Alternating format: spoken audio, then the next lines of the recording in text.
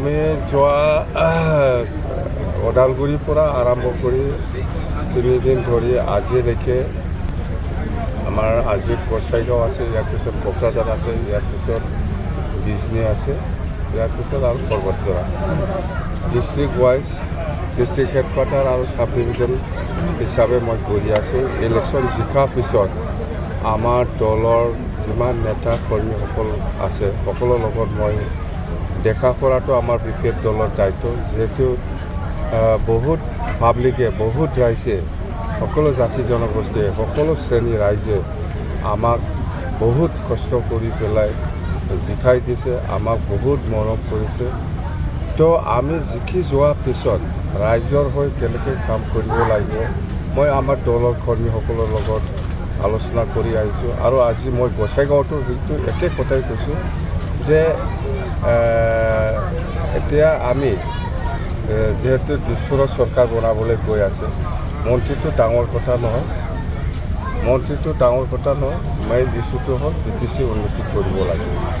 চবেই বিচাৰিব, ব্যক্তিগতভাৱে মন্ত্ৰী বিচৰাটো ডাঙৰ কথা নহয়, সেইবিলাক চবেই বিচাৰিব। অকল মোৰ ৱাইফ চিউলি মহিলাৰ যিয়ে নহয় চবেই বিচাৰিব, সেইটো অধিকাৰ আছে, পোৱা নোপোৱাটো বেলেগ কথা। কিন্তু আমাৰ কথাটো হ'ল BTC উন্নয়ন কৰাটো 1 নম্বৰ এজেণ্ডা, 1 নম্বৰ প্ৰায়ৰিটি। চাব ডিভিজন আৰু ডিষ্ট্ৰিক্ট হেডকোৱাৰ্টাৰত মই ডিপাৰ্টমেণ্টেল ৰিভিউ মিটিং মই কৰিম। PWD হওক বা PNRD হওক বা লেণ্ড ৰেভিনিউ হওক বা এগ্ৰিকালচাৰ হওক বা এডুকেশ্যন হওক, গোটেই ডিপাৰ্টমেণ্টটো লৈ পেলাই মই ৰিভিউ মিটিং কৰিব।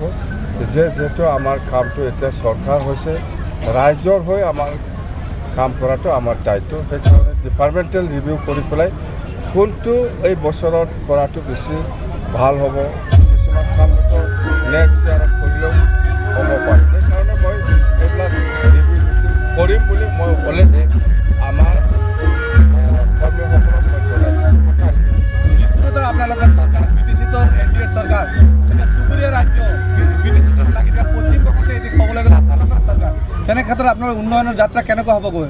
বিৰাট ভাল হ'ব।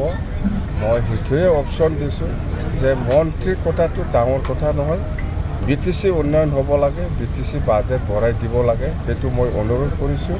মই অলৰেডি এইটো মই দিছপুৰ আৰু দিল্লীক মই জনাই দিছোঁ। মন্ত্ৰী দিলেও নহ'ব,